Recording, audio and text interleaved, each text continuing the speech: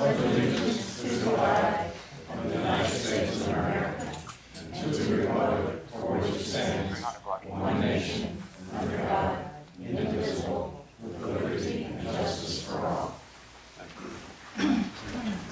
Call roll, please. Commissioner Ganger. Here. Commissioner Stanley. Here. Commissioner White. Here. Commissioner Northline. Here. Mayor Morgan. Here. Let the record show the town attorney, Mr. Randolph, and the town manager, Mr. Thrasher, are also present.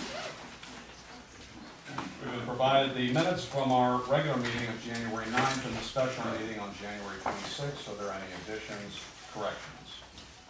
There are a couple of typos and things which I don't really know when you go from draft to final, whether those have been caught.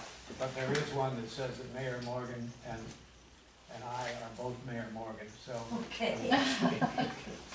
It'll be out. Yeah, that's If there's nothing else, is there a motion? motion to approve. Second.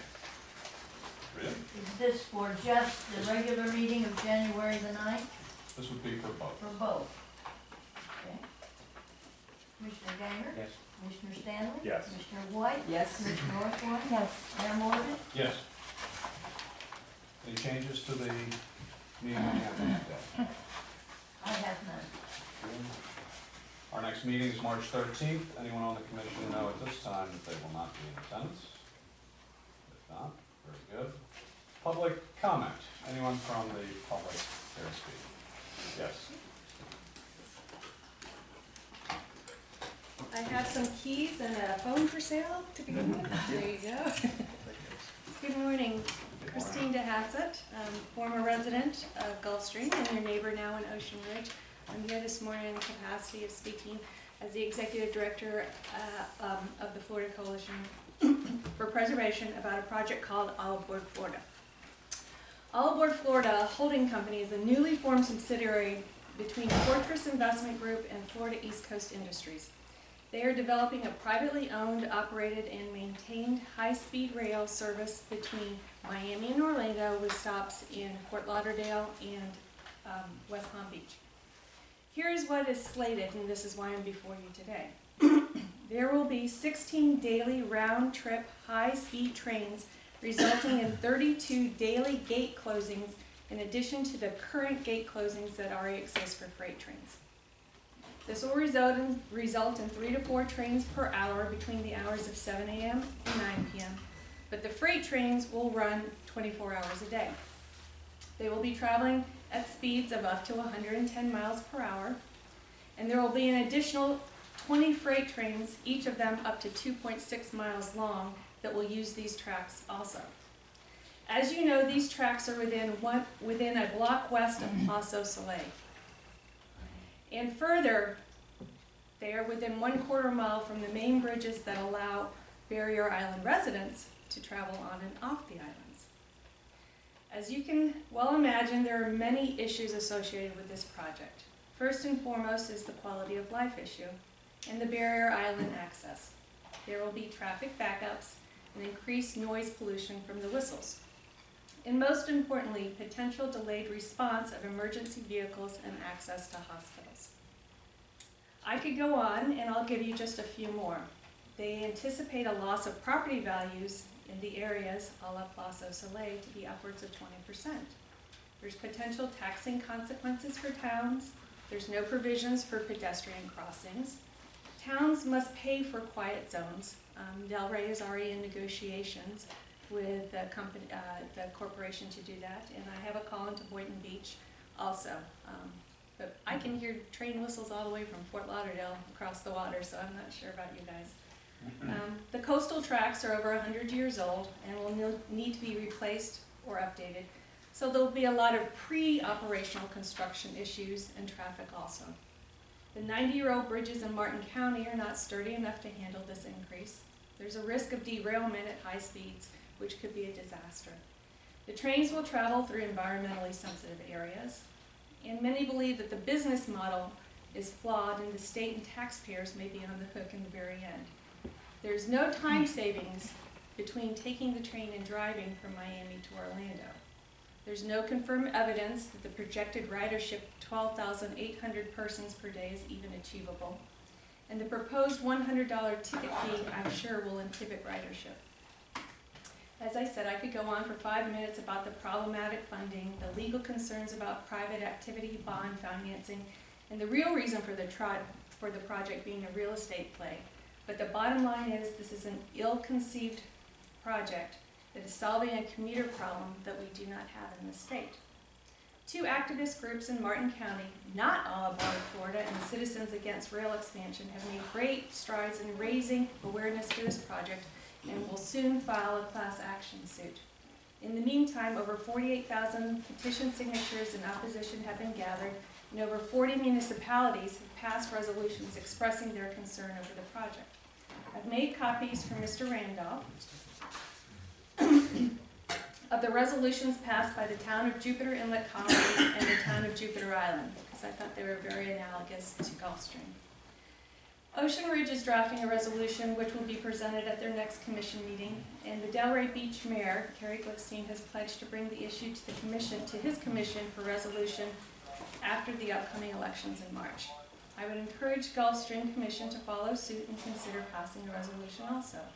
The coalition is going to be conducting an aggressive outreach program to our members and local residents to educate them on the quality of life issues and give them the information they need so they can become better informed and more involved. Potential writing letters and signing petitions. Thank you for your time. Thank you.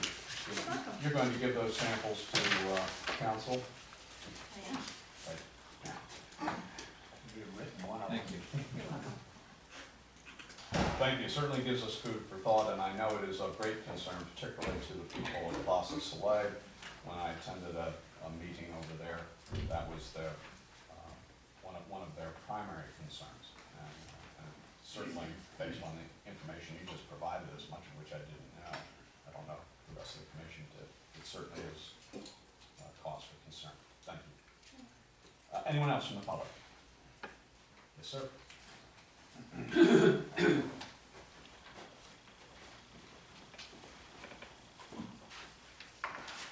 Mr. Mayor, my name is William Boardman, Bill Boardman.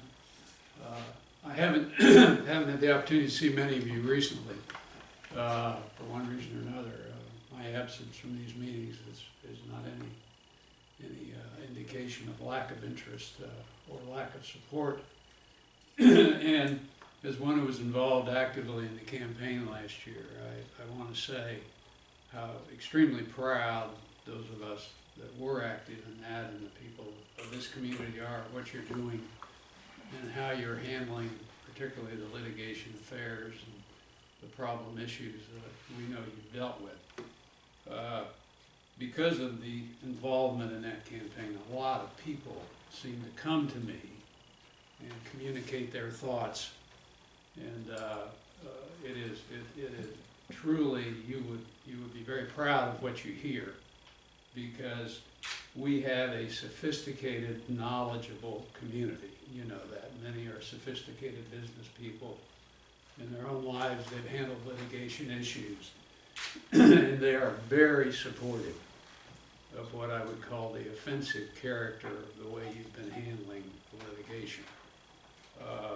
They fully understand that the only way you stop the kind of unpleasantness that we have been faced to deal with is to take the battle to the enemy and put their financial resources at risk. And as I hear feedback from numerous people, there is great support for what you're doing, and we thank you. Thank you, Mr. Boardman. Appreciate the support. Any other comments from the public? If not, let's move to the public hearing. First, any ex parte communications by commission? This is an application for replatting approval. Oh, do you know what, I wanna, Oh, I'm sorry. no, I've spoken to Tom Ladani about this, and so we've chatted about it, and Okay. we're aware of it, okay, I'm sorry. Anyone else? I've had none. All right. Rita, would you swear in witnesses, please? Anyone who wants to speak during this public hearing, please stand. Swear to tell the truth, the whole truth, and nothing but the truth, so help you God? I do. Thank you. Good morning, Morning. Mr. Mayor, City Commissioners. My name is Richard Jones, and I am the architect for this project. Our office is in Delray Beach, and I am happy to be presenting it to you today. This is an application for a replat of the two properties listed at 3140 and 3180 Polo Drive. I have an exhibit here showing the existing configuration of the 3140 lot, which is in the center between lots 8 and lots 6 and 5, and also the larger 3180 lot, which is to the south. I'm also happy to be joined here today by Paul Engel from Sue O'Brien Surveyors, and Tom Ladowney, the developer from Seaside Builders, who's just entered. The proposal is to reconfigure the two lots to what really amounts to a shifting of a property line. Because as you can see from the prior exhibit, the existing condition, 3140 is the smaller lot, and 3180 to the south is the larger lot. The proposal is to shift the property line to a point which allows 3140 to now become the larger lot, and 3180 to become the smaller lot on the south corner. Both lots are in compliance with the minimum square footage requirements in your LDRs, and the purpose for the request, which I believe you may be aware of, is for the design and eventual construction of two independent single-family homes that conform to the LDRs as well. This plan depicts the footprints of the houses that are currently being designed. We have floor plans also that we can show you. Both houses will conform to the LDRs. They will have the majority of their square footage on the ground floor. Second floors amount to 20 to 25% of the ground floor area. A significant open space as depicted here in green, and we plan to come before you in the near future with two applications for both of these independent single-family homes. Simultaneously? Simultaneously, yes. Are these spec homes or are they custom? The larger home is not, it's a custom home, and neither of them are spec homes actually. The larger home is a custom home for a family that is new to Gulfstream and is currently living in one of the Harbor View Estates homes. And the corner lot is going to be a home for their parents. And I'd be happy to answer any questions that you may have. So the designs that you're displaying today are rudimentary, conceptual, if you will. Well, they're a little bit more than conceptual. We have CAD floor plans as well, showing the first and second floor of the larger home, and then showing the first and second floor of the smaller home on the corner. We are going through rounds of design and fine tuning, so what you will see in the submittal may be slightly different from what's depicted here, but the square footages are similar. And it will be two independent homes. There will not be one home combined on the two lots. There also will be significant setbacks between the homes. I believe the larger lot has a setback line of about close to 40 feet, and the smaller home has the traditional 15-foot setback. So the houses will be close to 70 feet apart. 70? Approximately, yeah. And the approximate square footage of each? The approximate square footage of the larger home will be about 8,300 under roof. And the approximate square footage of the smaller home will be about 5,400 under roof. And the, based on the LDRs, the floor area ratio allowed, we may have a little bit of loggia area, additional covered roof area per a special exemption, up to 300 square feet, I believe, could be taken. And that's pretty much all we would be asking for. There may also be a setback special exemption on this lot, which you previously granted on 3140. So they will certainly conform. As mentioned, looking at the two plans, you can see the significant portion of the area that is one story on both ends of the larger house,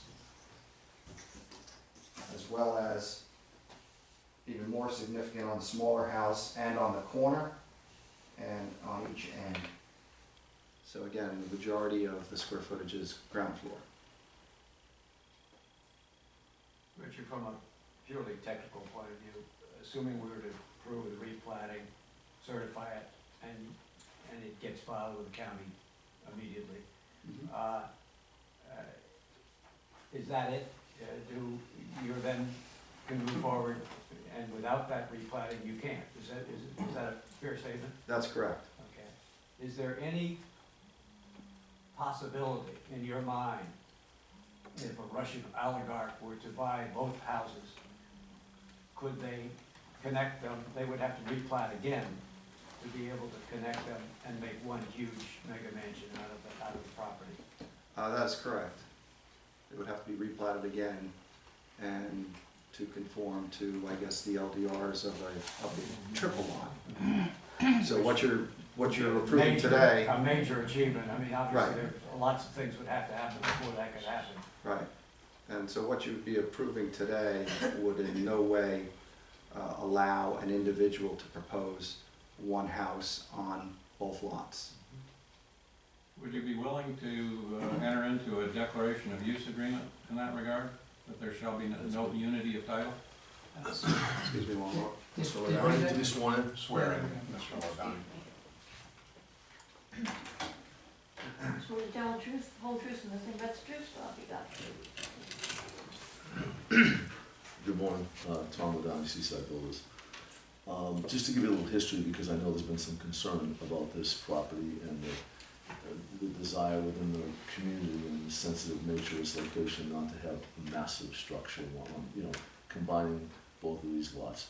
The intent, is to avoid that totally. And to give you a little history, the people that, I owned 3140 Polo, and we reconfigured the lots because one of my customers who lives at Harborview Estates, he is selling that house and he's moving here.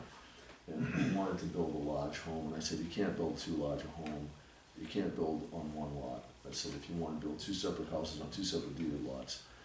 He then agreed, and he's under contract with me for two specific homes on two lots under two separate ownerships. One is in a family trust, which is the smaller lot on the corner of Palm Way, and the larger lot is his own residence.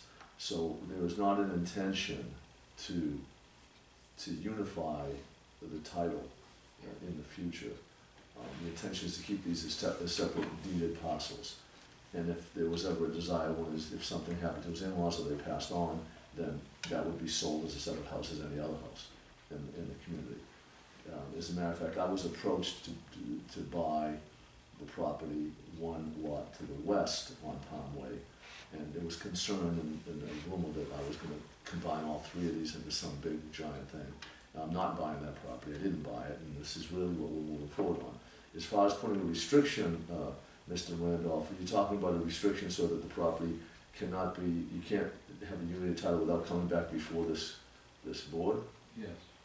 I don't think you can put it, I may be wrong, I'm not an attorney, but I don't think that you can put a restriction, like he would want to put a restriction that you can never unify the title, but I don't think there would be any opposition to that if there was a desire at some point in time, if both properties were sold and somebody wanted to unify the title, that it would have to come back before this board. I don't think that would be a problem. If that's what you mean, is that what I'm hearing? Yes, I mean, you're committing to the fact that these are going to remain 2 lots.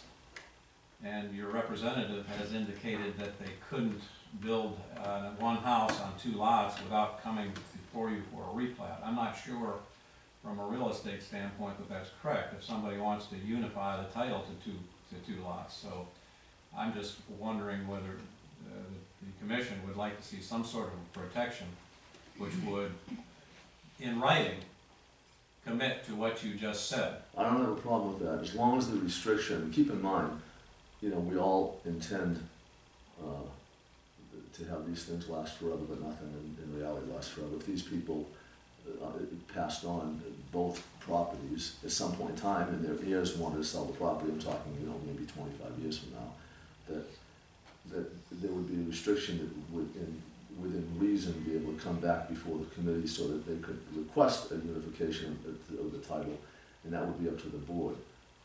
So I don't think there's any problem with that, as long as they would have the ability to come back before the board if they chose to.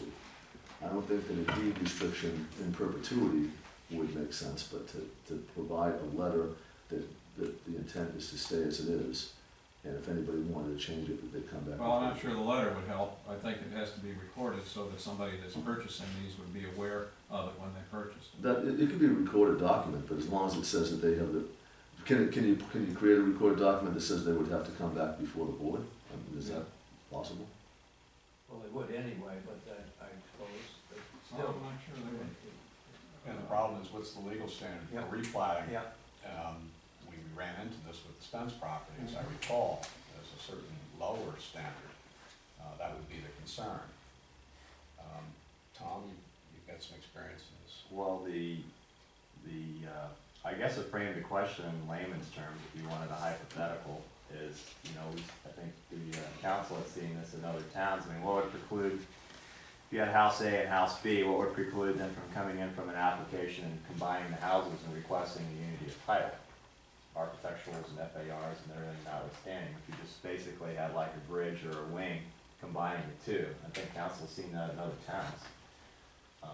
That would be like a real rudimentary way to frame the question for the public and the board. And what do you do to prevent that or to cause that to come back in? You can't permit it that way, Mrs. Stanley, because you can't have a structure that crosses the property lines. You'd have to unify the title. Right. You wouldn't be able to get a permit, right? Well, you come in with the whole thing. So it's the question the board's asking or the commission's asking is what type of application would come before us hypothetically, and so that we would have a second crack at it, basically to say yes or no under our code. I think that's the question. Well, this plat is based upon the fact that there are 2 houses going to be put on these 2 separate and distinct properties. And what the applicant is trying to avoid, and that you want to see avoided, is one big house being built on these two lots. And say, for instance, you were to grant this replat and they did not go forward with this, but a subsequent purchaser bought both lots and decided to unify the title and come in for a building permit for one large house. That's not what you want, and that's not what you want. So I'm suggesting that perhaps you make as a condition of this replatting a recordable document which will indicate that the title to these lots will not be unified for purposes of making them one lot, with the understanding, the applicant has asked if they could come in the future and ask for that. If you wanted to do that, you could. You would be adverse to just having a deed restriction which says that these lots will not be unified. Well, why do you object to that deed restrictions are used throughout the town of Oxford? Well, the only reason I say that, first of all, there was no intention of doing anything other than what's proposed, okay? The only reason I say that, and speaking on behalf of my client, I mean, if it were me, and I'm speaking for him, I would say yeah, I have no problem with having a restriction of that nature recorded, but what, you know, what if, I don't know, from a legal standpoint, you could check with, you and Attorney Grant could speak about it, my attorney, who handled this closing. What if both of these people were no longer here, and 25 years from now, their estate owns these two pieces of property, and they wanna sell it? And there's a deed restriction that can never be subdivided. Is that what was that what you're looking for, or would you rather see that they come before you? Which of the two is your preference? Well, they could certainly sell either or both lots with the homes on them, but we would not want them to try to reunify the title and make this a single lot. How does that work on other lots within Gulfstream where the people, what if I bought two adjacent lots and wouldn't I have to come before the board for it if I I wanted to? think you would. My concern, and I have no legal background in this at all, Sure. but my only experience is through your development on the Spence property. And it just stuck in my mind that your attorneys argued when I opposed that development, that the platting had a lower standard of review than the arguments I was making regarding architectural design. I would hate to see that happen here, where someone comes in, seeks unity of title, and argues there's a lower standard of review because it's a replat. And so it seems to me if this commission and you and your clients are interested in building two separate homes on two separate lots, there would be no reason why we couldn't condition that on a prohibition of unity of title in the future.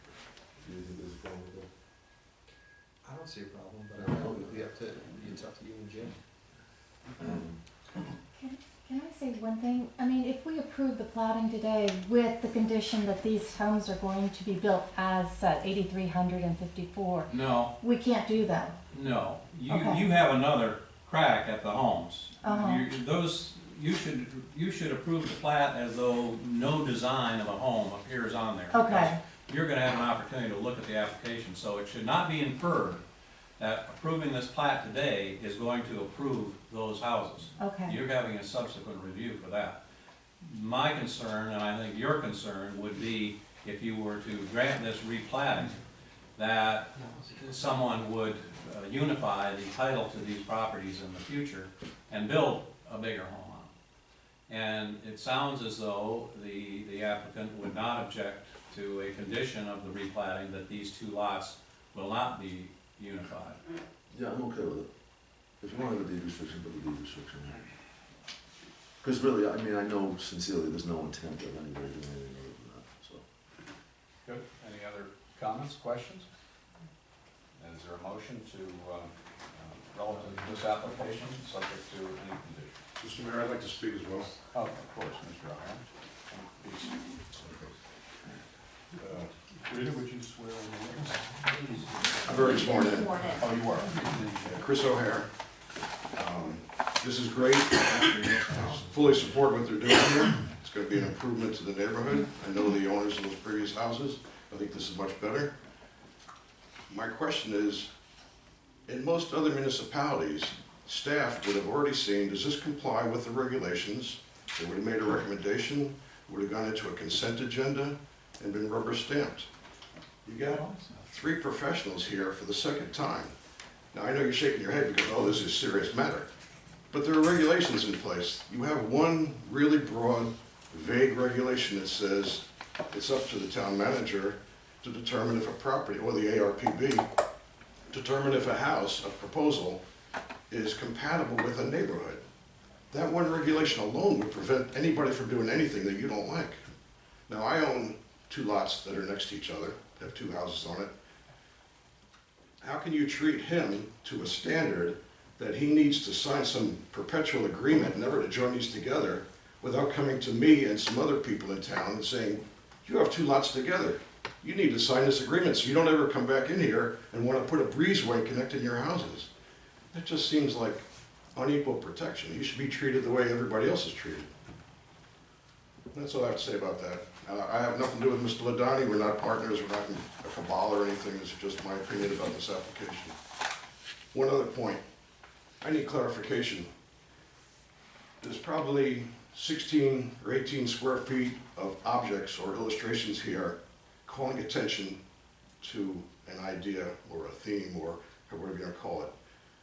This violates a sign ordinance, so I would just like, in my opinion, so I would like to know, are things like this exempt from the sign ordinance? It's on public property, it's too big, and it meets every other standard. I'd just like to know if the commission would agree that this doesn't violate the sign ordinance. I will answer that. This does not violate the sign ordinance based upon the town's interpretation of the sign ordinance.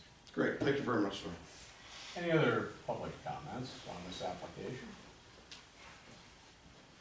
If not, we'll entertain a motion.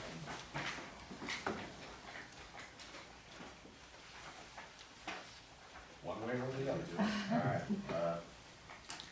Make a motion to approve level 3 architectural site plan based on a finding of proposed replatting of lots 5, 6, 7 of Gulfstream Cove subdivision as reported on plat book 24, page 185, public records of Palm Beach County, Florida. Total of 45,827 square feet or 1.05 acres more or less into 2 lots, 3180 Polo Drive being lot 1, total of 16,509 square feet, and 3140 Polo Drive being lot 2, a total of 29,318 square feet, and that they meet the minimum intent of the design manual applicable review standards, subject to the condition that there'll be a deed restriction preventing the unity of title of the lots to be approved by the applicants and the town's council. There's a motion to recommend approval with a condition. I'll second it. Rita? Commissioner Gainer. Yes. Commissioner Stanley. Yes. Commissioner White. Yes. Commissioner Orthwein. Yes. Mayor Morgan. Yes. Thank you. Thank you very much. Move on to reports. Mr. Brandon.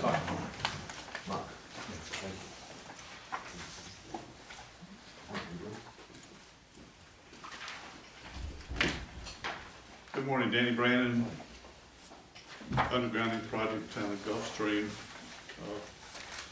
working for Brandon Gillespie LLC as town representative on the project. We have processed during this week, I think, the final payments to the undergrounding contractor, which were slightly below the budgeted allocation of $160,000. We also processed the surveying last invoice for $1,000, which is slightly under the $1,100 cost. We've adjusted some of the expected expenditures and gone in and looked at the budget. And we are currently under budget. We expect to complete the project under budget. We are now in the process of the utilities, cable TV, AT&T and Comcast having to move their facilities, and that's being worked on. Phase 2 of the project, we received the binding cost estimate contracts at the last commission meeting this week, and we actually received the drawings. So we could start going through the drawings. The last half of them came in yesterday after being coerced that action would be prudent if we didn't get the ones by this meeting.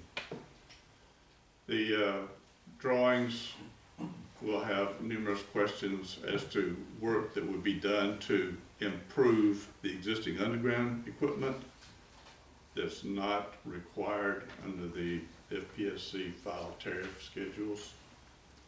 We have over a dozen locations where they have work on their project that's more consistent with an FPL type job. FPL will typically come in and improve things for their future benefit, but when we're doing a project that's converting existing like for like to underground, then we don't improve other facilities of FPL. So we're going through locating some of those. There's about 2,600 feet of underground cable that they're showing that they're abandoning. We typically have to go through and find out why we're not just connecting to the ends of it, why you go abandoning it and replacing. Some of that will be cable going up poles, and some of it will be places where they just figured it was easier to just put all new cable in. And those locations we need to delete from the cost of the project. Kenny, the 2,600 feet is a percent of what? How many, I'm trying to remember how many feet we started off with, but is that, Yeah, I don't have, it's not a large percent. That's the point, it is a small percent. Yeah. But if you, the other thing that FPL has changed their accounting system to capitalize transformers upon the installation on the project. Previous to November, November 2014, they were capitalizing transformers when they were purchased. And so when they would sit in inventory, they were on the books, and they were categorized in their accounting system as planned in service. And so it didn't matter if they were sitting in inventory or they were out on a pole in the field, whatever. They changed that procedure, so they're capitalizing those transformers now on the projects. So it raises project cost. We're looking at those things where there's about 15 locations that appear to me to be replacing transformers that don't need to be replaced on our project. And transformers are more expensive. So we have to go through their plans and verify that they are following the tariff and we're only paying for what we are supposed to be paying for. But if FP&L is rewarded in terms of a return on capital, is this gonna change their economic value by, it sounds like an accounting change, but does it change their economic value? I mean, I'm trying to wrap my mind around where we started way back several years ago, now seems like forever ago. And their arguments to the public, the PEC, PUC, what is public?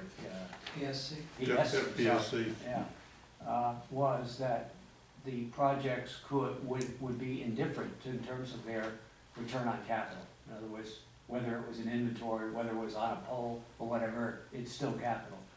Is this a change or? Yes. Okay, it is a change. Yeah. And it doesn't sound like a change that's good for us. No. Okay.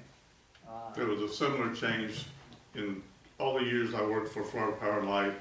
The estimating system provided salvage value based on generally accepted accounting practices, which basically says if you remove materials from service that no longer have a useful life and you sell them to a salvage company, there is an estimated value that you would be compensated for that. The FPL definition of salvage value, they changed back when we were doing Jupiter Island. It says an item only has salvage value if it's able to be put back in inventory for reuse as new, which is totally out of whack with generally accounting practices. So we, in Jupiter Island, we required them to give us all the copper wire that they took off the poles.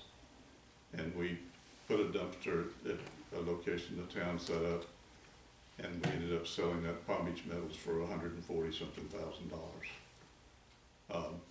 On these projects, we'll be looking at doing the same thing. And if they're going to capitalize the transformers on the projects, I asked FPL, so if you shut down your transformer repair center, because they used to take all the overhead transformers back into Miami, clean them up, repaint them, remanufacture them, if you will, and then they turn around and use them again. And here, and most of them, I think, ended up in Gulfstream.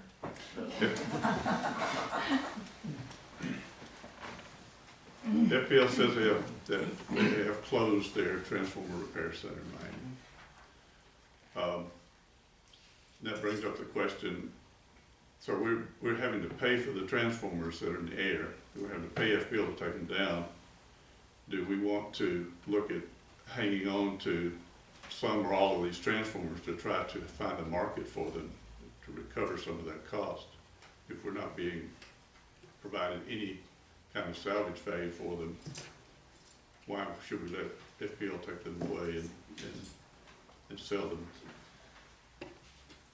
And we have a lot of markets like overseas, South America, Latin America, etc., island communities that would use these. It's sort of like the old cars that get shipped south.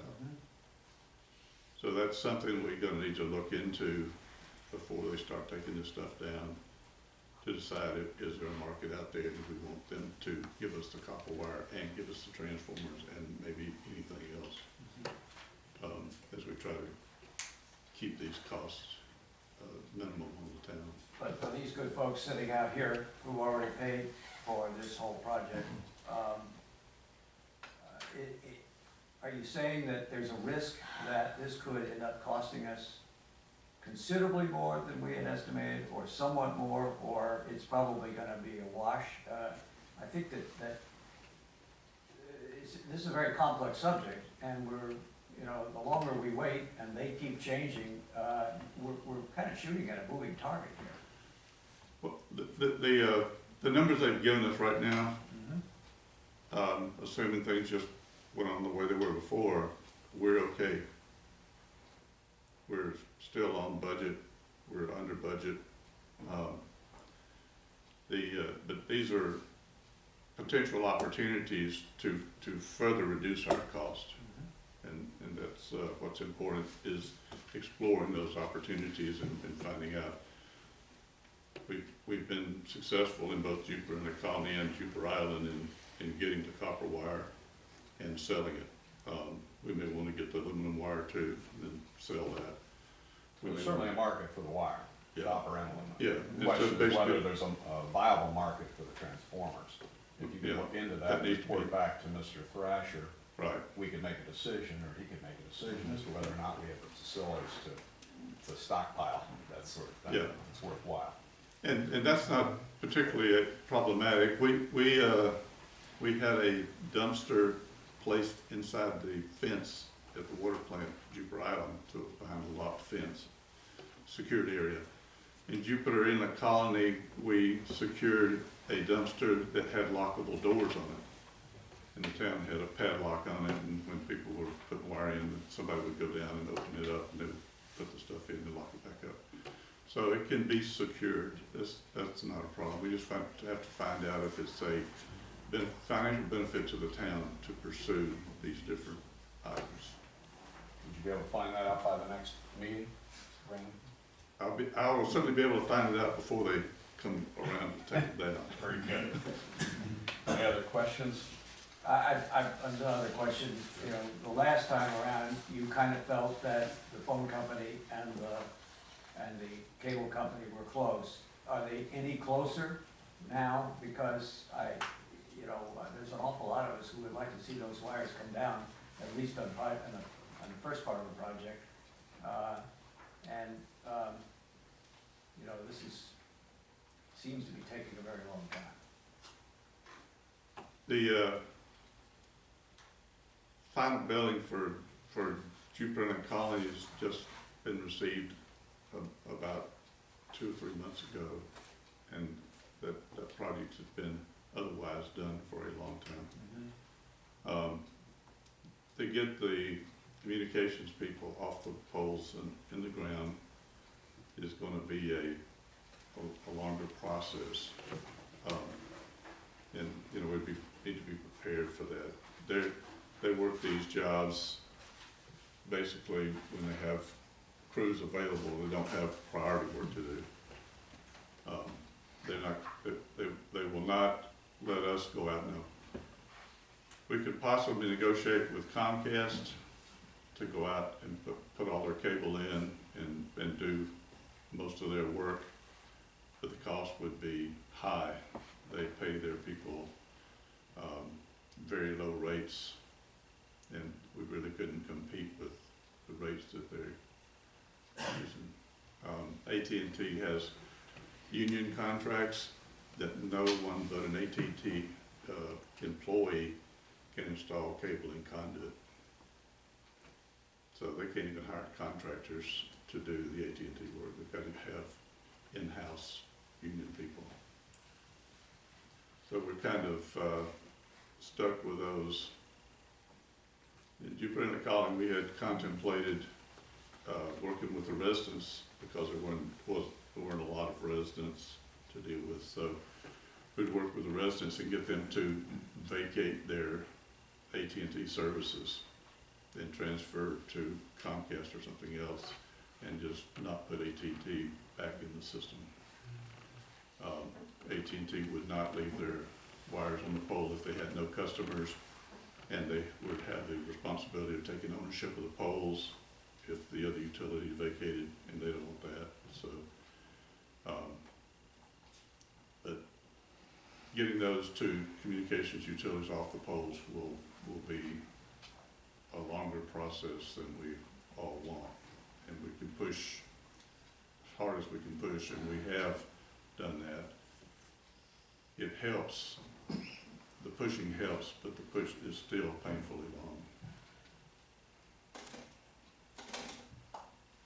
Other comments, questions? I've got one real quick. Danny, I think last time were we showing that we were gonna have an overage on phase one, which balanced up differently? Yeah, we were having we were showing an overage on phase one based upon the original budget numbers. We had separated the total budget into two parts, phase one, phase two. And in phase one, we had some higher numbers for the project management support. We had some higher numbers for the landscaping than you currently see. Those have been reviewed and pulled in. We had a couple others that have been bumped up a little bit. But basically, we went through each line item in our budget estimates and tried to tweak them to what we thought we could get this thing. So our cost to complete is pretty close to 170.15 on the south project, phase one. Because I remember Commissioner Ganger got pretty hot at the end of this presentation last time, so this would be good news. I would assume that we're like right there. Yeah, and this doesn't include any credits we would get for selling copper wire or these other opportunities. There are some streetlight dollars in here that have to do with the demonstration pole over here that we will go in and take a look at and see if those need to be reversed to the streetlight project. But they're not. It's $5,000 or $10,000, something like that. But we're gonna, this will come in under the budget. Just my feeling, the streetlight costs should stay right where they are. They would further just say if even if they stay where they are, we'll still be in the budget. For the record, thank you for saying that I was hot, but for the record, the mayor gave a gentle reminder. It's actually in a gentle statement, which is actually in the minutes. So it says that you respond better to gentle or hot, which, because, yeah, I'm not gonna change. I really continue to believe that we just have to be relentless in looking for cost opportunities, cost-saving opportunities, and equally relentless, and to the extent that anyone can figure out how to get the phone company to do what they committed to do December, now a year and a half ago, for which they were paid. Honest to God, if this were a business, we would not be happy campers. And I know your frustration. I don't in any way consider this an insult to you, but it's an insult to a process. And it just seems to be inconceivable that a company who's built its entire reputation on reliability and service to the public can get away with this. For 25 years, I worked for a Florida Power and Light Company. And there were several times when people accused me of being part of a company that was unbelievably irresponsible. I think that looking at particularly AT&T's business, for landline business, I know that most of the resources AT&T from our discussions with them are being moved to wireless world. And the people left in the landline business are on a downward spiral. Their resources are thin, their ranks are thin, and we sent a check from Jupiter and the Colony to Atlanta for the AT&T payment for the undergrounding. We got a call from Dallas, Texas that said, we have a check here, and it had the invoice and everything with it. We have a check here, we don't know what this is for, why we have this check, what's going on. They had no idea what to do. We ended up having to call the local AT&T rep, who ended up calling Dallas and telling them where to put the check and what it was for. It's kind of the world we're in today with the AT&T landline business quickly drying up. The merging of the cable TV business into the telephone business, where now you just have a communications business and their competition. Things are rapidly changing. The fighting among these companies for market share is causing them to try to drive their prices lower and lower, and they're paying people less and less, and their responsiveness and that kind of thing is less. As a result of that, the other thing is they're no longer considered to be, AT&T is no longer the provider of last resort for communications services, so they're basically not regulated now. So nobody's regulated, so there's no calling the FPSC for the communications company and saying, you know, they're not delivering the service that you guys are regulating. The power company still is.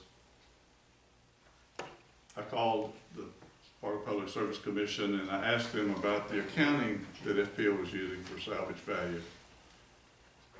And the individual who was one of the technical analysts told me that, I said, what's your definition of salvage value relative to utility facilities being removed from service? And they said, and I told them it was regard to Florida Power and Light. And they said, we don't know, we'd have to call the power company and let them tell us what it is. And it's like if your regulator doesn't study the accounting and see the issue, but depends on the utility to tell them the answer. And we've already talked to the utility, and the answer seems to be nothing that we would reasonably expect. It's challenging times. Any other questions or comments, Mr. Bandit? Thank you, sir. Thank you. Move to the town manager, comments regarding that. Thank you, Mayor. Actually, I have 2 or 3 comment sections. First of all, I would like to announce that our mayor, Mayor Morgan, has completed the required additional 4 hours of ethics training. Is that enough? That may seem like a little thing to you, but you have to monitor to the satisfaction of the state and our local IG. At any rate, it's also an encouragement and reminder to the rest of you that before the end of the year, you'll have to do the same thing. So as each of you complete that process, I'll probably do that same reminder method. I would like to move on to another item which actually does affect the budget. And it has to do with the town manager's responsibility of reporting compliance to the town commission. And you know that recently we have adopted and you have approved a policy, compliance policy. Included in there is the manager's responsibility to report. And it's a very difficult task to report on such things because it's so complicated, convoluted, and extends over many months of record keeping. But to the best of my ability, I have looked at the number of public records that we've received basically since, I will say, July or August of 2013. The town has received, do we have any interference? Rita? There was some, but it seems to have cleared. Okay. The town has received from generally July or August of 2013 approximately 787 public records. And these public records in some cases are seemingly simple to respond to, and yet in analysis become more and more complicated as to correctly comply or respond to the request. For the record, you mean public records requests? Public records request, what did I say? You said we received 700 and some odd public records. Thank you. Public record request. And in the so-called compliance cost to the town for the compliance and the level of compliance that we completed, the cost is approximately, in my estimation, $503,506.27. That's broken down to hardware purchases. Our system was not capable of handling the requirements of this activity, and we purchased a little over $90,000 in hardware. And the software itself that we're using, which is Laserfish, and its installation was $26,265. We've had IT support of $480. We have ongoing scanning, which is an outsourced function. That's cost us $22,244.53. From a legal perspective, and this is just simply public records, it's not our entire legal expenditures, but the portion of legal related to compliance, the ability to accurately respond or even understand the request. That compliance cost is $57,174. And from our legal bills, the section on our bills which is identified as capital P, capital R, Act. What all that entails, I don't know, but I know it has to do with public records. $174,912.99. In regards to in-house labor, regular labor costs, I just looked at the year 2014, and this is just labor costs associated with the actual work on public records, an estimated figure for the actual work on either intake, logging, and responding. Regular labor of $120,818.20. And during that same time period, 2014, overtime costs were $11,248.71. I have some examples of the volume of request per requester. Citizens Awareness Foundation Incorporated has requested 70 public records. Our Public Records LLC has requested 38. Chris O'Hare has requested approximately 482. Commerce Group /GP, 113. Digital Records, 96. Martin O'Boyle, 139. Stop Dirty Government LLC, approximately 98. These are my estimate of the specific examples of who these requesters are. We also receive anonymous names requests, such as Billy Treischer, Scotty Morgan, Bobby Gangrene, Ghana White, Grown Orthwine, Prigs Hypocrites, Thrasher Lies. Examples of the frequency of public records requests. On September 4th, 2013, permit verification requested 17. On 9/20/2013, public records requested 24. 9/23, active inquiry requested 12. 9/23, on the same date, CO Prenz mail to pinegd@gmail.com requested 46. On 9/29, Chris O'Hare requested 42. On 10/1/2013, Chris O'Hare requested 12. On 10/8, Digital Records requested 85. 10/13, Jonathan O'Boyle requested 17. 10/23, Chris O'Hare requested 15. 10/29, Chris O'Hare requested 12. 11/9, Chris O'Hare requested 21. 11/10, Chris O'Hare requested 9. 11/19, Chris O'Hare requested 15.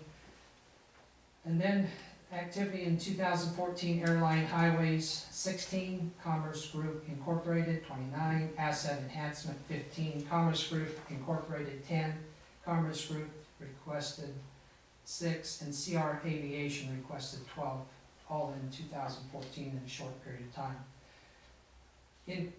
In perspective of our budget, it is my opinion that all departments, including the police department, town hall, clerk, and even sometimes even our maintenance department, are going to be engaged in this type of activity.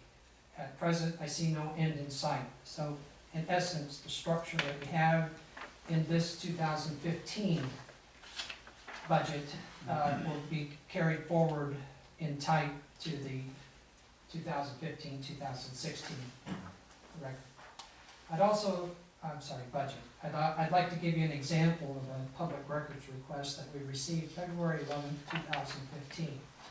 Dear Custodian of Records, I wish you to examine the record of the town's inventory of all parks within 1 mile of the town, including who owns the park, who operates the park, and the park's recreational facilities. Please do not provide any record other than this inventory. Sounds like a benign request, but in thinking about it, we had to seek compliance help as to what do you suppose the inventory word means. And we had questions before of requesters, and they say, well, check your Webster dictionary, or the request and name or whatever speaks for itself. But to put it in perspective, what this means to us is that any and all records related to parks within 1 mile of the town, we have to provide those records. That involves any photos that I might have of of those parks. It involves our contractor who may have worked on the comp plan that we engaged, who may have documents that have to be responsive to that. It involves our police department that might have incident reports related to incidents at the park. In essence, the time just to get ready to respond to this is not something that we can charge for, but is required in order to intelligently, accurately, and fairly come up with a response. So, with that portion of my report completed, I would ask council, commission, if they have any questions of it, of my comments. If not, I'll move into the next portion of my comments in regards to the 2015-2016 budget. You provided a number of attachments, Mr. Thrasher. What are these? What I did was I took the log of our public records request, which is on our website. Any person can go to our website and look at the log that we have ongoing in regards to public records request. I identified 3 specific columns, and I did a data search based on one, the name of the requester, and two, the date of the request. And I used these data sort documents to generate estimates of those things which I mentioned in my report.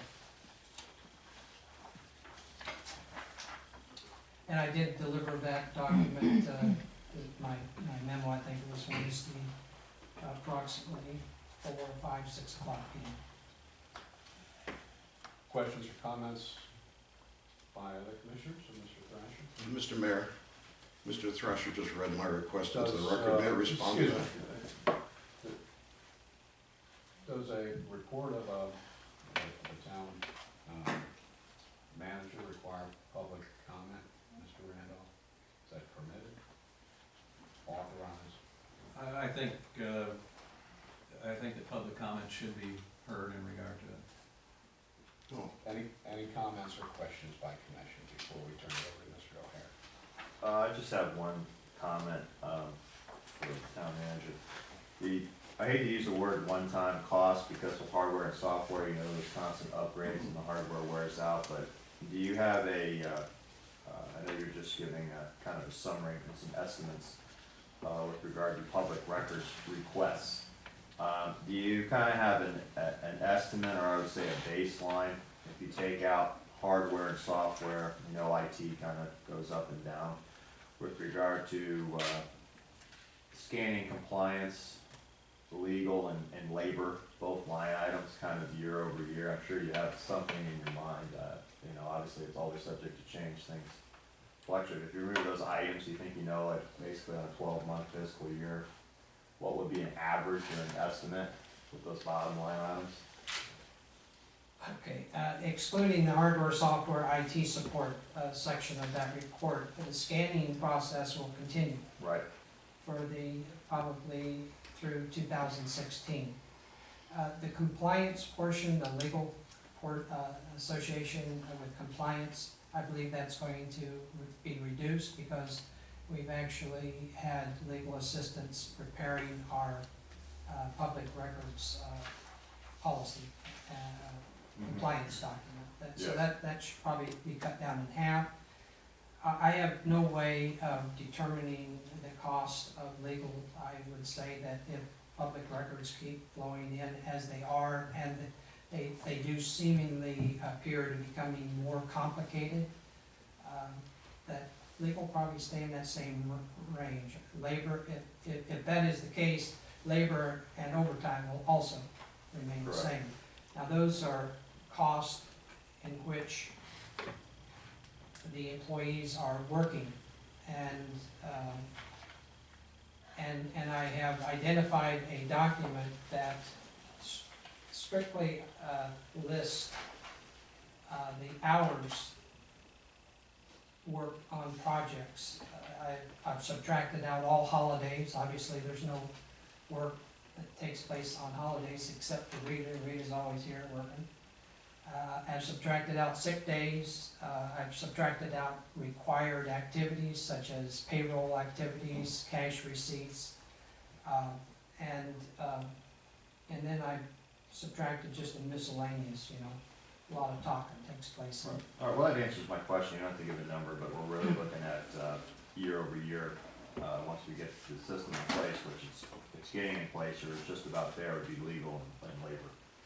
And then some compliance here and there, that answers my question. The purpose of the report is first to comply with the reporting compliance to the town commission, which to the best of my ability, I've done that.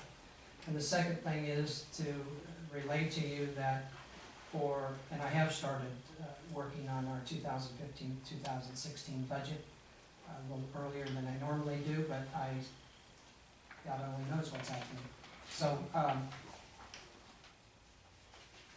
the second reason is to let you know that these type of costs are going to still carry forward, even in hardware, because we bought a server that gave us the capability of adding 4 more levels of storage, and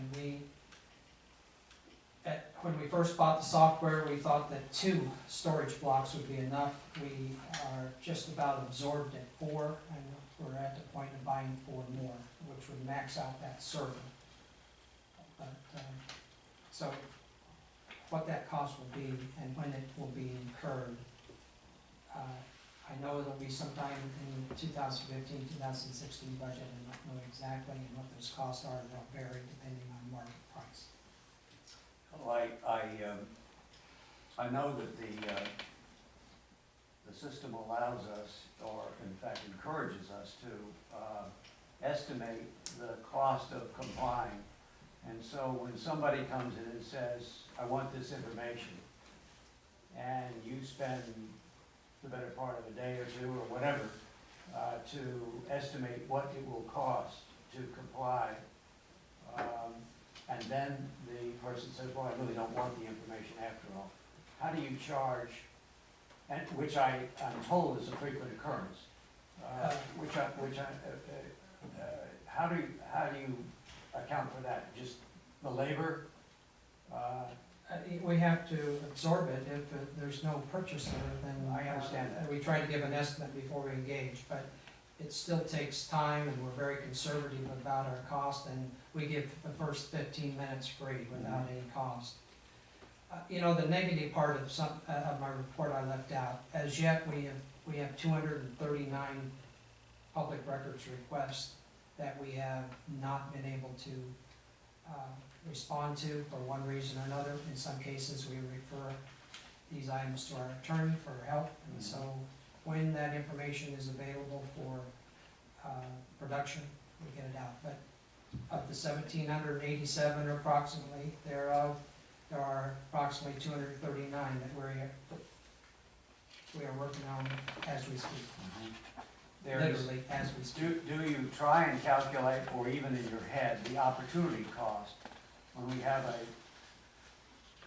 an employee who's basically could be working 40 hours and doing it very productively in the public interest, and they spend 30 of those hours on public records requests? That means X number of hours are not being done in the public interest. So we're falling farther and farther behind on projects that really do need employee attention. And by the way, I don't accept the offer that Rita is here all the time. That's, you know, yes, Rita's here all the time, and God bless you for it. But the fact that she's here all the time is because she's spending too much time on things that really aren't in the public interest. All of that time that she's here beyond normal working hours is public records, and if you think you can stop her, have at it. Unfortunately, we both have the same genes. I do some of the same stuff, but I think the public should understand. Well, that you know, you're giving us some numbers, and behind the numbers are a lot of other costs that you're not counting. And I have looked at that, and it seems as though I have forced myself to look at, from my personal viewpoint, that my job description has just been altered forever. And I try to relay that. We cannot, I don't feel that we can afford for our employees to look back as to what it used to be like. Those days are gone. Hurts, but you get discouraged if you look back like that. And we have looked at it, but when we do, our attorneys have reminded us that that in no way is any excuse for not responding. You must respond. I fully understand that. I hope that all of us understand that. This is not a choice. This is an obligation. Yes. It's also an abuse. It is an abuse. That's the point, which is, this is not why we're here in total. We're here in part for this, and it's an important part. It's a very important part. But your job description is well stated, because I'm sure when we wrote it, it didn't say that that's how you're going to spend all of your time. Thank you, Mr. Thrasher. Other comments, questions from commissioners? Bill, from your dealings with the League of Cities and other communications, I know with this public records, from what I understand, it's a widespread issue. How do we stand, how does Gulfstream stand, like, say, in a percentage-wise, of the percentage of our budget that we're putting in? Do you have any idea how much they're spending as a percentage? I have not looked at that. In my opinion, there is no small city, we are a small city, that has been confronted with this volume of public records requests and legal activity associated with public records requests. There's just nobody out there. And we're talking. Yeah, excuse me, but there are some others out there. And unfortunately, they don't have the discipline we do. They are trying to cope as best they can. And I think that what I understand is that they are now finally being heard by their elected officials, towns and counties and regions and so forth and so on. There is a greater awareness of this abuse of the Public Records Act this year than there has ever been in the past. And I wouldn't be surprised if there are a few towns who have the same kind of high percent. If you're Delray Beach and you have a $90 million budget, or several hundred, whatever it is, you know, this is relatively manageable. I think it has to be put in a percent, Yeah. you know, Yeah, it's an epidemic that's beginning to spread. Anyone else? Oh, thank you, Mr. Mayor. O'Hare. Thank you very much for the opportunity to speak. I understand it's out of the typical agenda, but thank you anyway. I wasn't going to speak, but the reason I did is because Mr. Thrasher was reading my record request and making it sound like it was some evil, onerous burden on the town to respond to. And I just need you to know that I'm doing an essay on open recreation land in Gulfstream. I look at the comprehensive land use plan. You know, we've already had discussions about the parking diminishing, et cetera. I won't go into that. But in the comprehensive land use plan, the town agrees to have an inventory of parks within a mile. They're going to maintain an inventory. All I did was I took the very same language in the comprehensive land use plan that you agreed to maintain, and I asked for that record. It's got nothing to do with all the other things that Mr. Thrasher has insisted are part of that request. I don't understand. It's the very same language. It should be a very simple document that, according to what you promised the state, is in a file cabinet somewhere. So I just think that was a little bit misleading. The other thing I've got a concern with is $503,000 was not spent to respond to these records. Now, I guess nobody ever asked for a record in the past, so the town never had a need to create a records department. The state does not require you to do all this. It just requires you to make a record available for inspection. So the town chose to hire scanning services, to have county post all these things on the internet, and that's great. It's wonderful to be able to go on the internet and not have to ask for a record because I can find it myself now for the most part. But that wasn't a cost associated with each of these requests. The actual cost to respond to these requests, I think, is maybe more like $8 a piece, and I'll tell you why. Of all the requests I've made, perhaps, maybe I got 20% of them. All the time I get a letter saying, we're busy, we'll get to it when we can. That's fine.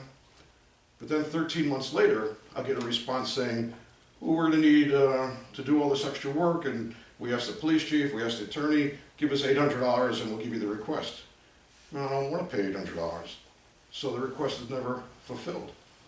So the request is not fulfilled. I'm only getting 20% of the ones I asked for, and you're saying that cost $503,000 when actually you used it to create a department that had nothing to do with fulfilling a specific request. When you crunch the numbers, well, let me go back a second. Poor Rita Taylor was working Saturday and Sunday. But Mr. Thrasher says he could find $4 million for RICO, and you can't hire somebody to give Rita a break? You just need to look closer at these numbers. This is all gonna come out later. But if you look closer and really do some pencil pushing, you'll see that this is a bit disingenuous. Thank you. Mr. Thrasher, on to the next item, please. Actually, that completes. That completed? No, it does not. I want to also bring up another budget consideration for you, and that is as it relates to the undergrounding project. You know that in this fiscal year, approximately $481,000 was allotted, appropriated for streetlights. And you also know that we haven't even started breaking the ground on phase 2. So the streetlights budget will not be fully utilized this budget year, which means two things. One, if necessary, those funds can be used for other necessary activities such as legal fees. But then two, the 2015-2016 budget will have to pick back up that line item in the budget for 400, and the price may go up based on the market prices, but it will be underutilized in this current fiscal year, and we'll have to re-implement it into the next budget year as a line item. So the thinking is, you know, you have money there to use if necessary for whatever you think is necessary for this current fiscal year. And that if we budget it again next year with the same millage rate, which is what I am looking at, we will be structured adequately for the needs of the community based on this run rate of legal fees and public records request. It's just a mention to you since I'm in that phase of my work activities. And that completes me. Thank you very much.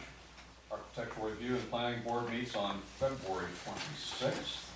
We'll wait the minutes from that meeting. Finance Director report. Ask that the report be accepted as presented. Accepted as presented. Water usage as well. Yes. Accept that as submitted. Chief Ward. I would request that the February activity report be accepted as submitted. Questions, Chief Ward? If not, we'll accept that report as submitted. Items for commission action.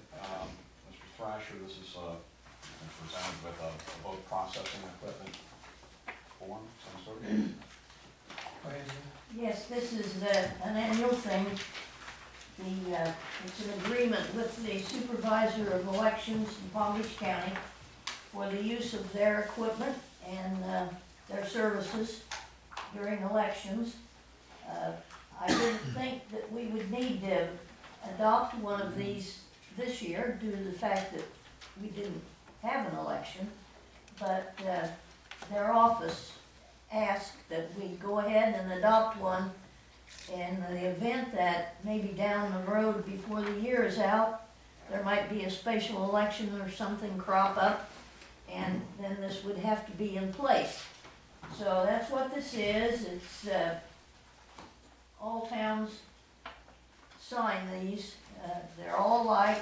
The prices are based on servicing all municipalities with this equipment, the same services. And Is the year the county's fiscal year, when you Same said as the rest ours. of the year, so it would go through March of 2016? No, this is for this This current calendar time. year? Okay, all right. That's why it's a Oh, little okay, all right. late, because It's a I little didn't late. think we had to do one Yeah. since we weren't Yeah, having an I election. got you. So it's a little late, seeing as how you didn't think we had to do anything in the first place. Right. Yeah. Do we need a motion to approve Yeah, motion is approved. a motion to approve the agreement for vote processing equipment use in election services? between Palm Beach County Supervisor of Elections and the town of Gulfstream. It's been seconded. Read it. Commissioner Gainer. Yes. Commissioner Stanley. Yes. Commissioner White. Yes. Commissioner Orthwein. Yes. Mayor Morgan. Yes. Items by commissioners. If I may expound upon Commissioner White's question, which is,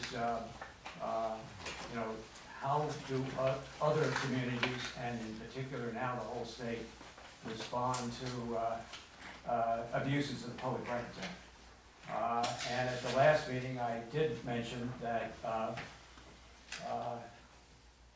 legislation has been filed in both the House and the Senate. It's moving through the committee process. If you've ever wanted to see anything that's convoluted, study the committee process in the state of Florida. I'm sure it's not worse than any other state, but it's very complex. And people are trading off A for B and B for C. I can say that in the few subcommittees that have reviewed proposed changes to the Public Records Act, they are being passed unanimously. That doesn't mean either that the act will finally get to an amended act will get to the governor's desk. It doesn't even mean that the language currently being passed through the system will stay as it is in its current form. The critical committees seem to be the judiciary committees of both the House and the Senate, and it's too early to call how they will respond to amendment after amendment. The language moves fairly frequently from around. There is a certain level of confidence that something will be passed. How well it helps us and what we're going through is to be determined.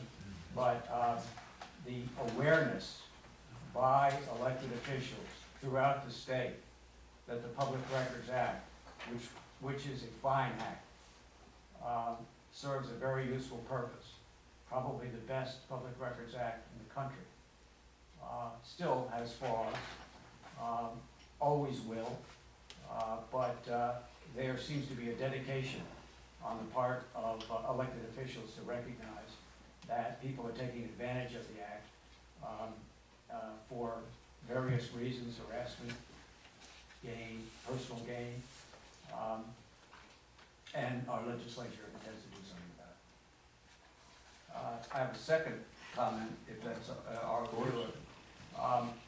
Thank you to Christine for standing up in front of us here.